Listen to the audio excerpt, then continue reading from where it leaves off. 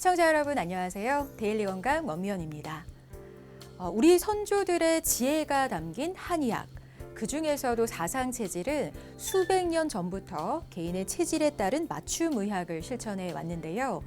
자, 오늘 데일리 건강에서는 각 체질별 특징과 성격, 그리고 몸에 잘 맞는 음식까지 그 개인의 체질을 통해서 건강을 지킬 수 있는 사상 체질에 대해서 자세하게 알아보도록 하겠습니다. 자, 오늘 한의사 장홍석 원장님 함께해 주실 텐데요. 원장님 어서 오세요. 네, 안녕하세요. 장홍석입니다. 네, 반갑습니다. 자, 사상 체질 많이 들어보긴 했거든요. 근데 또 정확하게 알고 계신 분들은 그렇게 많지는 않을 것 같습니다. 우선 사상 체질이 뭘까요, 선생님? 사상체질 의학은 중국, 일본, 대만에도 없는 한국의 독창적인 의학입니다. 이재만 선생이라고 들어보셨을까요? 네네. 이재만 선생은 조선 말기의 철학자이면서 의학자로서 사상체질을 처음으로 이야기하셨습니다.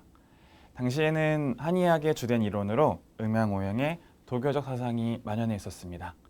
그런데 이재만 선생께서는 이와 다르게 유교적인 관점으로 접근을 해서 태양인, 소양인, 태음인, 소음인이라는 새로운 명칭을 만들면서 인간을 네 가지 체질로 구별하였습니다. 그러니까 사상 체질이라는 게 사람의 체질을 네 가지로 구분을 했다는 건데 이게 뭔가 분명한 근거가 있는 주장인 거죠? 네, 그렇습니다. 이재만 선생은 애노희락과 같은 사람의 기본 감정을 폐, 비장, 간, 신장에 각각 대응을 시켰습니다. 다소 철학적인 접근이죠. 그리고 나서 사람마다 폐, 비, 간, 신의 크기가 다르다고 하는 것이 사상체질의 가장 큰 특징입니다. 이는 실제 장기의 크기를 말하는 것은 아니고요. 성격이 어떤지, 어떤 성향을 갖는지, 그리고 신체적으로 어떤 특성이 있는지를 쉽게 표현한 것이라고 생각하면 됩니다. 따라서 각각의 체질마다 생리, 병리 현상이 다르고 마음가짐, 생활 습관, 각자 몸에 맞는 음식이 다르다고 하였습니다. 따라서 자신이 어떤 체질에 속하는지 정확히 알고 이를 바탕으로 내 몸에 맞는 식습관, 생활습관, 마음가짐을 갖게 되면 더욱 건강한 삶을 누릴 수 있습니다. 그렇군요. 자, 근데 그 네 가지가 바로 태양인, 태음인, 소양인, 소음인인데요. 네, 자, 그럼 이 네 가지 체질이 근데 또 구체적으로 더 세분화된다고 하더라고요. 네, 맞습니다. 팔체질 의학이라고 하는데요. 팔체질 의학은 사상체질을 바탕으로 만들어진 비교적 최신 의학입니다. 팔체질에는 태양인을 기본적으로 금, 쇠로 봅니다. 그래서 그 금에서 양적인 사람, 음적인 사람 나누게 되는데요. 따라서 태양인은 금양체질, 금음체질로 나뉘고요. 소양인 같은 경우는 토, 흙으로 봅니다. 그래서 토양, 토음. 태음인 같은 경우는 목, 나무로 보기 때문에 태음인을 세분화시켜 보면은 목양, 목음체질. 소음인 같은 경우는 수, 물로 보기 때문에 수양, 수음 체질로 나뉘게 됩니다. 팔체질 의학 굉장히 좀 흥미로운데요.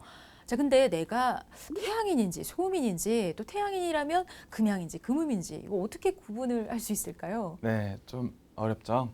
먼저 외형과 성격, 성향 등을 봅니다. 그리고 대변, 소변, 소화, 땀, 수면과 같은 생리적인 증상을 보고요. 그 다음 병리적인 증상을 살피게 됩니다. 병리적인 증상이라는 것은 주로 어떤 부위가 안 좋은지, 컨디션이 안 좋아지면 가장 먼저 어떤 증상이 나타나는지 이런 것들을 보고 판단하게 됩니다. 마지막으로 맥을 직접 살펴보고요. 여러 음식에 대한 반응을 살펴보게 됩니다. 시청자분들이 하신다면 성격이나 음식에 대한 반응을 잘 관찰해도 어느 정도 유추할 수 있습니다. 그렇군요. 자, 그럼 이제 물론 맥도 짚어보시고 문진도 해보셔야 정확하게 아시겠지만 이제 외형적으로 봤을 때 저는 어느 체질에 해당될까요? 물론 쉽진 않지만 네. 얼굴형이 뚜렷하시고 이목구비가 선하신 걸로 봐서는 네. 아마 태음인 중에 목양 체질이 아닌가. 태음인의 목양. 네. 그렇군요. 생각이 좋은 됩니다. 체질인가요? 네.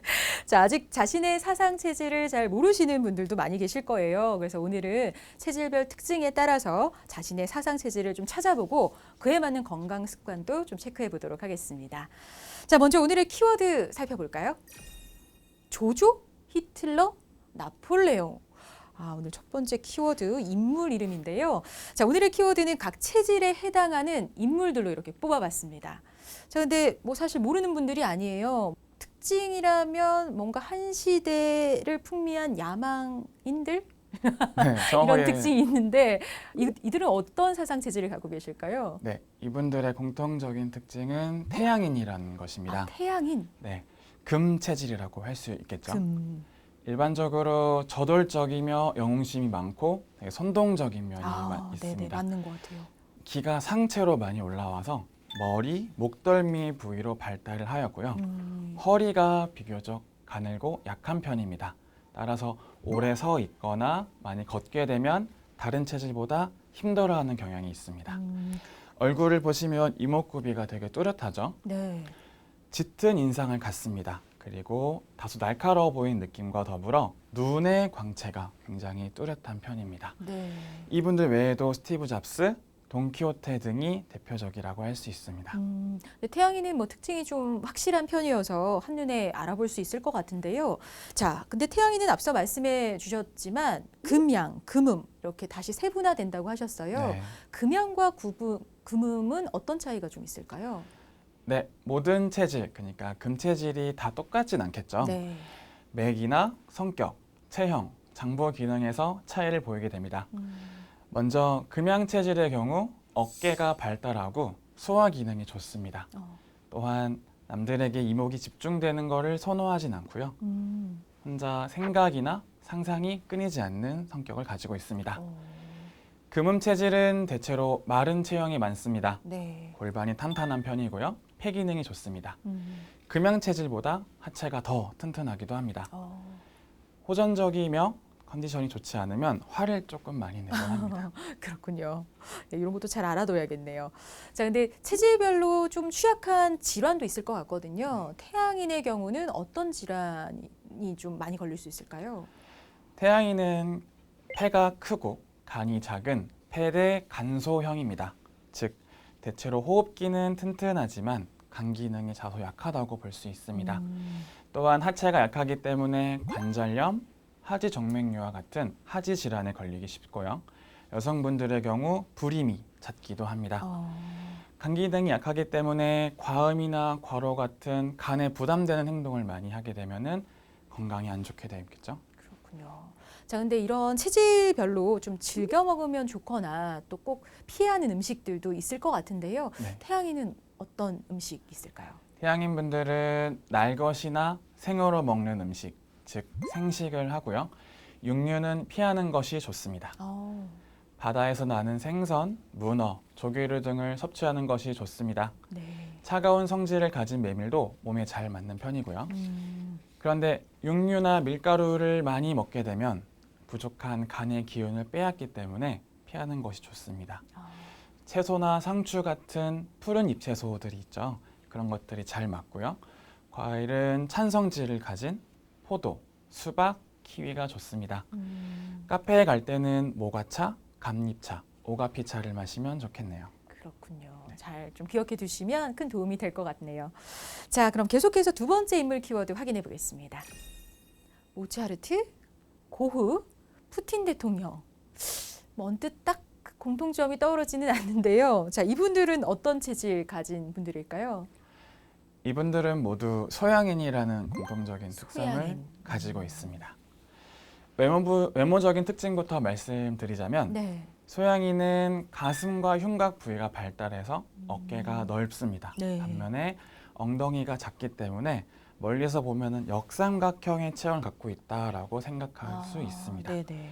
허리가 약한 편이기 때문에 걸을 때 상체가 흔들리면서 안정감이 없고 가벼워 보입니다. 얼굴은 역삼각형의 형태를 많이 가지고 있는데요. 네. 턱은 뾰족하고 눈매가 날카롭고 눈꼬리가 다소 위로 올라가 있는 경우가 많습니다. 입은 크지 않고요. 입술이 얇은 분들이 많습니다. 외형적으로 봤을 때 좀 직선적이고 날카로워 보이는 모습을 보입니다. 그렇군요. 그러니까 말씀 들으면서 이렇게 차근차근 보니까 정말 얼굴이 그런 것 같아요. 자, 근데 이런 소양인의 경우에는 팔체질로 봤을 때 토양과 토음으로 나뉘어진다 하셨어요. 이 둘의 차이는 뭘까요? 네, 그러니까 이 토체질 분들은 토양과 토음 체질로 나뉘게 됩니다. 소양인 분들은 대부분 토양 체질로 가게 됩니다. 따라서 토양 체질은 소양인의 특성과 거의 동일하다고 보면 되겠습니다. 네. 토음 체질이 특이한데요. 맥으로 판단하는 것이 가장 빠르지만 소양인 분들 중 10만 명 중 1명꼴로 굉장히 드물게 나타납니다. 흔치 않군요. 페니실린 쇼크를 갖고 있다는 것이 토음 체질의 특징이라고 할 수 있습니다. 페니실린 쇼크가 뭘까요? 네, 페니실린 하면 항생제죠. 네, 그럼 페니실린 계통의 항생제를 주사로 맞았을 때 네. 수분 이내로 호흡곤란이나 청색증, 저혈압과 같은 아나필락시스 쇼크가 나타나는 것을 말합니다. 그렇군요. 좀 잘 알아두실 필요가 있겠네요. 토음이는. 네. 자, 그 외에 또 소양인이 건강에 신경 써야 할 부분 어떤 것들이 있을까요? 소양인 분들은 비장이 크고 신장이 작은 비대 신소형입니다. 즉 소화 기능은 좋지만 신장 기능이 약하다고 할 수 있겠죠. 남성의 경우 불임 위험이 노출이 잘 되고요. 여성의 경우 자궁이 약한 경우가 많습니다. 그렇군요. 또한 스트레스를 받으면 그것이 분노와 열이 되어 몸 안에 응축되게 됩니다. 이런 경우에 몸이 안 좋아지기 시작하는 그런 상태가 되는 체질이 소양인입니다. 소양인은 대변이 잘 통하면 건강한 상태라고 볼 수 있는데요. 평소에 소양인으로서 대변을 순조롭게 보지만 불편하면은 변비가 생기게 됩니다. 그렇군요. 자, 그렇다면 이런 체질, 이 소양인은 어떤 음식이 좀 잘 맞고 또 어떤 음식은 좀 피하는 게 좋을까요? 네, 해열 작용이 있는 보리가 몸에 잘 맞습니다. 보리. 따라서 소양인에게는 보리밥은 보약과 다를 바 없습니다. 육류는 돼지고기와 오리고기를 섭취하는 것이 좋고요. 네. 채소는 오이, 가지, 과일은 딸기, 수박, 바나나, 파인애플이 좋습니다. 그렇군요. 자, 그럼 세 번째 키워드로 넘어가 볼까요? 관우, 시진핑, 산타클로스. 약간 외형적인 특징은 또 비슷하게 느껴지기도 하는데, 자, 이분들은 무슨 체질이죠? 네, 이분들의 공통점은 태음인이라는 태음인. 것입니다. 태음인은 무엇이든지 잘 소화시키면서 행동은 느긋한 면이 있습니다. 그리고 식욕이 왕성한 편입니다. 네. 몸 전체로 봤을 때 허리 부위가 굵고요. 목덜미는 가늘어서 다른 체질에 비해 체구가 크고 기골이 장대한 모습을 보입니다. 네. 그러나 모든 태음인이 다 체구가 크진 않습니다. 뚱뚱하고 건장한 사람이 많긴 하지만 뼈대도 굵은 경우가 많아서 살이 별로 없음에도 뼈대가 있기 때문에 등치가 커 보이는 경우도 있습니다. 네, 네. 얼굴의 형은 전체적으로 둥글며 서글서글한 느낌이 있습니다. 얼굴의 윤곽이 뚜렷하고 이목구비가 선하고요. 입술은 다소 두터운 편입니다. 피부는 대체적으로 흰 편이고요. 모공이 간혹가다 보이는 경우도 있습니다. 그렇군요. 그런 부분까지도 외형적인 특징이 파악이 되는데요. 자, 근데 이런 태음인을 팔체질로 구분해 보면 아까 목양, 모금으로 나뉜다고 하셨어요. 자, 목양, 모금 어떤 차이가 있을까요? 목양 체질은 땀을 많이 흘려야 몸이 가벼워진다는 특징이 있습니다. 반대로 모금 체질은 대변을 잘 봐야 몸이 가벼워집니다. 목양 체질은 여유롭고 게으른 반면 모금 체질은 계획 세우는 거를 좋아하고 정리정돈을 즐겨합니다. 그렇군요. 자, 그럼 이런 태음인은 건강상에 좀 주의할 점 어떤 게 있을까요? 네, 태음인은 간이 크고 폐가 작은 간대 폐소형입니다. 네. 즉 간의 기능이 좋고 폐, 대장, 피부의 기능은 약한 편이라고 할 수 있는데요. 조금만 운동할 경우라도 다른 체질에 비해서 땀을 많이 흘립니다. 식욕이 좋고 소화가 잘 돼서 살이 찌기 쉬우며 호흡 질환, 폐렴, 기관지, 천식, 장염과 같은 질병이 자주 발생한다고 할 수 있습니다. 그렇군요. 자, 뭐 덩치도 좀 기본적으로 크고 아까 식욕도 좋다고 하셨고 네. 살집도 있는 편이다. 그러면 비만이 될 확률도 꽤나 높은 체질일 것 같은데요.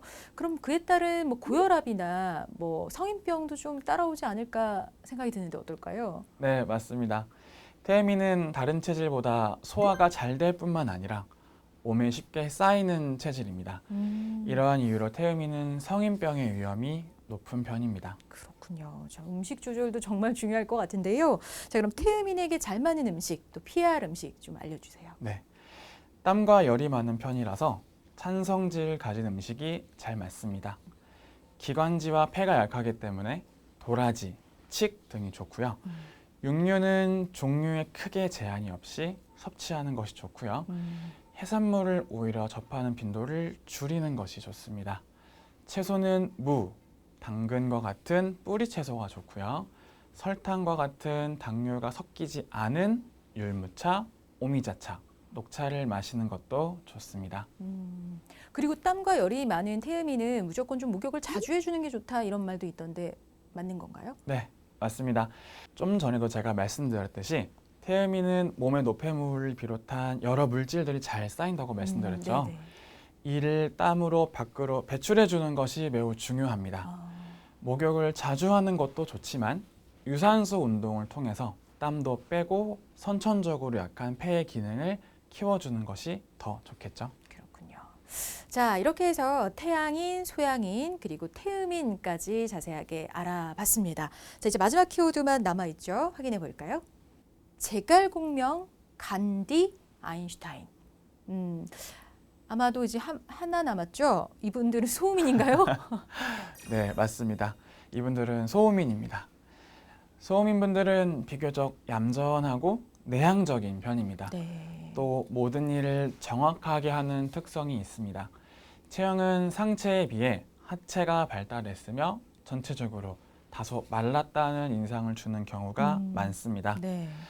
소화 기능이 약하기 때문에 많이 먹지 못하는 편입니다. 키가 큰 소음인이더라도 골격이 가늘어 보이는 외형을 갖고 있습니다.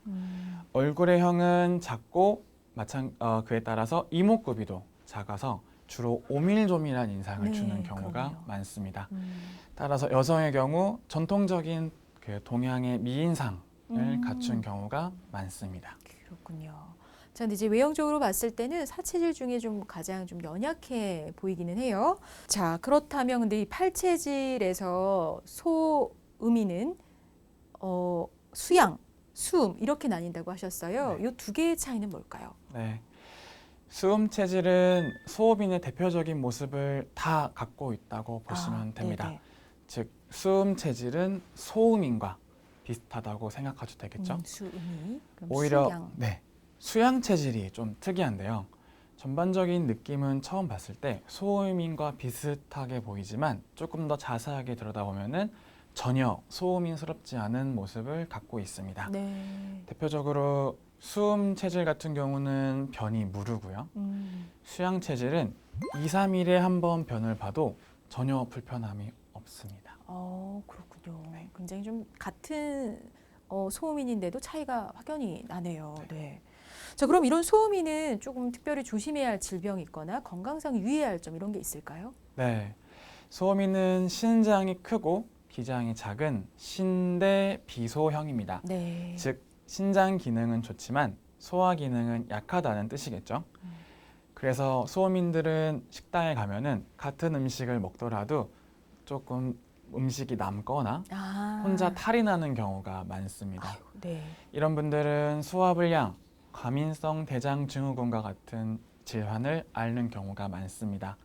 따라서 소식하는 습관이 굉장히 중요합니다. 네. 태음인과 달리 땀이 자주 나면 건강이 좋지 않은 신호일 수 있으므로 한 번쯤은 진료를 받아보시는 것이 좋습니다. 그렇군요. 자, 근데 태음인과는 좀 정반대 체질로 느껴지는데요. 잘 많이 못 드시기도 하고. 네. 자, 그렇다면 음식 같은 경우는 주의해서 먹어야 할 것도 많이 있을 것 같은데 어떨까요? 네. 소음인은 찬성질의 음식을 먹으면 소화기가 상할 수 있습니다. 따라서 따뜻한 음식을 자주 드셔야 합니다.